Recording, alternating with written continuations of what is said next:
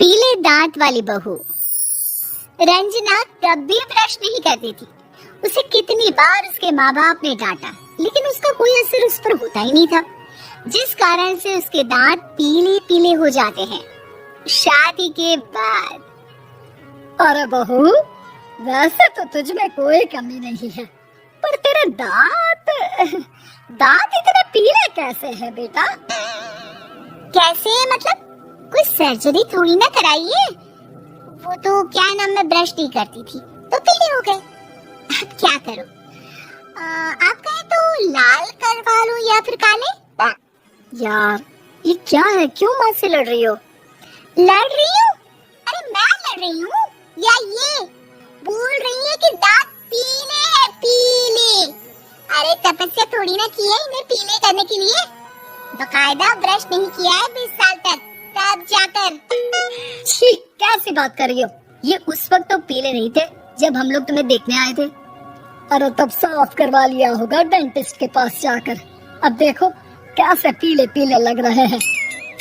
रंजना सास की तरफ गुस्से से देखती है। फिर शुरू हो गई पीले पीले पीले। अरे पीले तो तब भी थे जब मेरे हाथ का रसगुल्ला उड़ा उड़ा कर खा रही थी और बोल रही थी, लड़की नहीं गुणों का खजाना दे रहे भाई साहब। अब वो लोग करते भी तो क्या करते, पीले दांत वाली बहू पल्ले पड़ी थी तो झेलना तो था ही। एक दिन कीर्तन में रंजना गाना गा रही थी। अरे कमला बहन, माँ का द्वार है, यहाँ तो सब शुद्ध होकर आते हैं, फिर अपनी बहू को ब्रश भी नहीं करवाती तुम। दूर से पीले पीले दांत भक्ति में बाधा उत्पन्न कर रहे हैं। अरे कोई 2 साल के बच्चे थोड़ी ना लेकर आई हूँ मैं बहू बनाकर। अच्छी खासी लड़की है, अरे कैसे करवाऊं ब्रश? ये तो उसे खुद करना चाहिए ना। अब माँ बाप तो इसके जैसे तैसे निपटा दिए, ये नहीं सोचा कि सास कैसे संभालेगी। सास बहू को लेकर घर आ जाती है, लेकिन सोच लेती है कि आप इसे लेकर कहीं नहीं जाएगी। अगले रोज बहू कहती है, अरे क्या हो गया, मंदिर नहीं जाना क्या? कीर्तन का वक्त हो रहा है। मेरी मधुर वाणी से कान्हा जी जागते हैं और सोते हैं। आप तो जानती है ना उनकी भक्ति में कितना मन लगता है मेरा। वो क्या है ना, तबीयत ठीक नहीं लग रही है मेरी, आराम करूंगी मैं। तबीयत ठीक नहीं लग रही? अभी तो मिथुन के गाने पर नाच रही थी आप, और आप बोल रही है कि तबीयत ठीक नहीं लग रही। अरे भक्ति में मन लगा लो सासू माँ, ऊपर जाना है, क्या मुंह दिखाओगी आप? हाँ? सास को बहू की बात पर गुस्सा आ जाता है। मैं क्या मुंह दिखाऊंगी, इसकी चिंता तो ना कर, समझी? अपने मुंह की चिंता कर, जो ये पीले पीले दांत लेकर हर जगह पहुंच जाती है। पता है लोग कितना मजाक बनाते हैं। ना जी ना, मैं नहीं जाना कहीं तेरे साथ। तो ये बात है, कोई ना, मत जाओ, मैं अपने कमरे में ही बैठकर भक्ति कर लूंगी। ऊपर वाला दांत थोड़ी ना दिखता है, मन देखता है, भावना दिखता है। और अरे बस बस, तू सब कुछ दिखा, बस ये सफेद चमकदार दांत ना दिखाना किसी को, है? जा यहाँ से। बहू को सास की बात का कोई फर्क नहीं पड़ता, वो तो जैसी थी वैसी ही रह जाती है। सुबह नहाकर किचन में खाना बनाना, फिर खाना खाना, कीर्तन भजन करना और सो जाना। एक दिन, माँ जी मैं सहेली के घर जा रही हूँ, शाम को लेट आऊंगी। हाँ हाँ तो जाना, मैंने कौन सा तेरी आरती करनी है घर पर बैठकर। रंजना सहेली के घर जाती है, जहाँ वो पार्टी में जाने की तैयारी कर रही होती है। अरे शिखा, कहाँ जाने की तैयारी कर रही है? मैं गलत वक्त पर आ गई क्या? अरे नहीं यार, उल्टा सही वक्त पर आई है।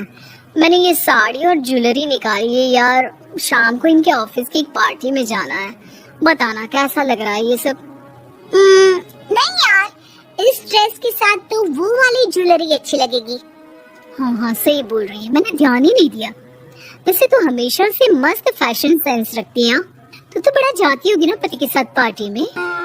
रंजना कुछ नहीं बोलती, बस सोचती है कि यार काश ये बात सही हो जाती, पर मैं क्यों नहीं जाती पार्टी में? क्या इन लोगों की कोई पार्टी होती नहीं होगी?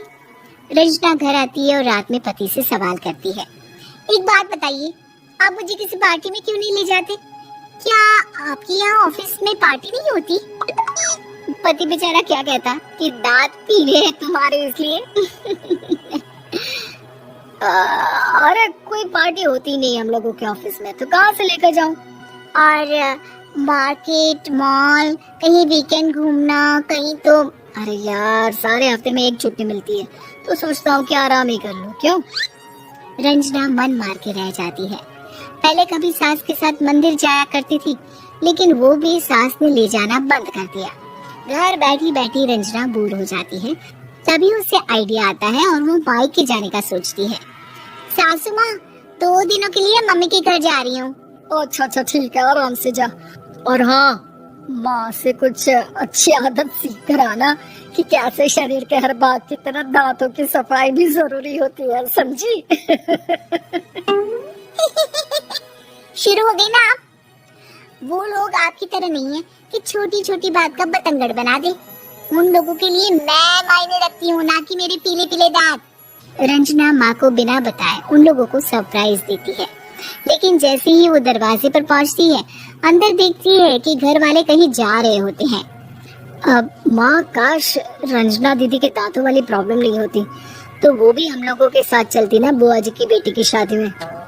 हाँ बेटा, लेकिन अब उसे कौन समझाए कि उसको उसके पीले दांत नहीं दिखते, लेकिन उसके आसपास के लोगों को कितना एम्बैरेसिंग फील कराते हैं।